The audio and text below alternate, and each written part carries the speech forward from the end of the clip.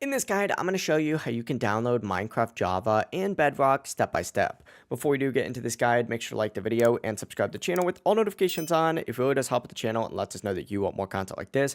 We'd greatly appreciate it. And if at any point through this guide you do have any questions, just ask them down in the comment section below and we can help you out further. I'm going to be doing my best to reply to every single comment down there. Before we start, I do want to say, keep in mind Minecraft is not free. You will need to purchase the game first before downloading it. But essentially, what you're going to want to do is open up a web browser of your choice and go to minecraft.net. Open it up, and once you are on this page, go ahead and select Buy Now. And you're going to see a bunch of different games on here. Essentially, all you really need to do is select this Minecraft option, and from here you're going to see a checkout tab. I would recommend getting the standard edition, but you can obviously get the PC deluxe edition as well. Essentially, get the standard edition, go to checkout. It's going to redirect you to a page that looks like this, where you'll be prompted to sign in with your Microsoft account or sign up with the Microsoft account. Go ahead and do either of these two options. And once you're signed in, you're going to see an option that says download for Windows. Go ahead and select this, and this is going to download the Minecraft launcher. Go through with the installation process, and it's going to take you to